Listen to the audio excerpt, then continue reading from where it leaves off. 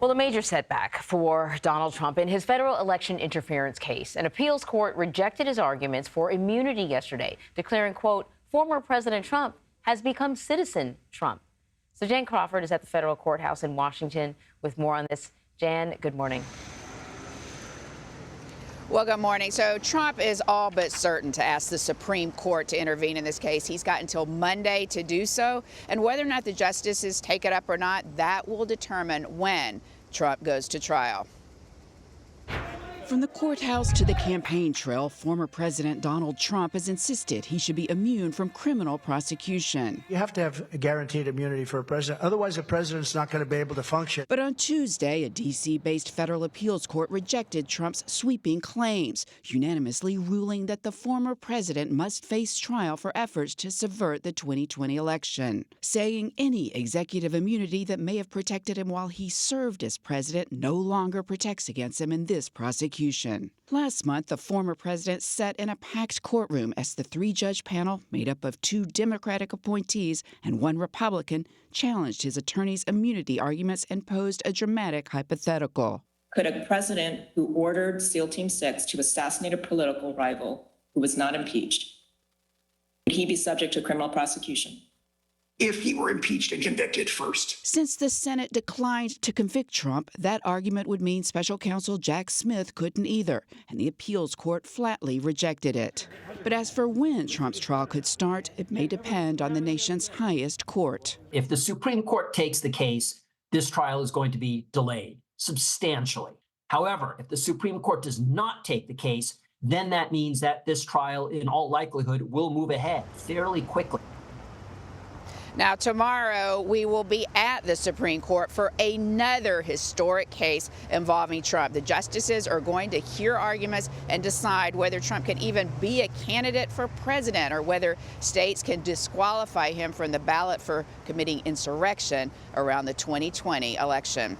Anne-Marie? So I just want to do sort of a quick review. You kind of touched on some of Trump's argument, the idea that there's a process in place already. It's called an impeachment process if the president is not behaving properly.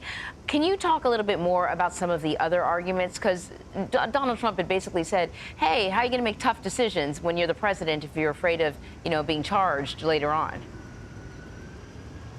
Yeah, I mean, that is essentially why he's saying that presidents need absolute criminal immunity for whatever they do while they're in office as president, even after they're out of office. This is a sweeping argument. It's obviously never been made before because no president's ever been criminally prosecuted, former president, before. So that is like the kind of nuts and bolts. Can a former president, be prosecuted at all? And that's why you heard that exchange in the arguments about, well, what if you ordered a political rival assassinated?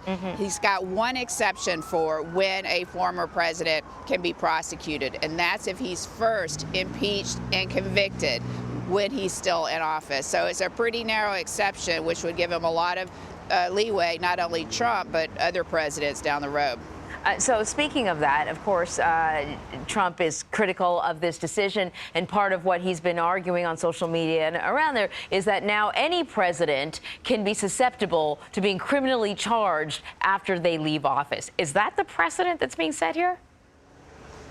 Yeah, it would. I mean, that's why some of these stakes, and that's why, some people think the Supreme Court absolutely has to take this up. It's a major constitutional issue. It's never been decided by any federal court. Whether or not, the justice system can step in and prosecute former presidents, because the stakes are, well, what if that did chill some of their decision making when they're in office, if they're afraid political rivals might go after them after the fact. But, the argument on the flip side of this is, hey, listen, that has never happened before. There are a lot of checks in place to bringing criminal cases. It's a lot different than some random person filing a civil lawsuit. So you might need more protections for presidents after the fact in those kind of, lawsuits and litigation cases, which there are in place already. This is a different thing, and it's never happened before. Never. So what makes people think it's going to happen again? That's the argument on the flip side. Right. Jan Crawford, thank you very much.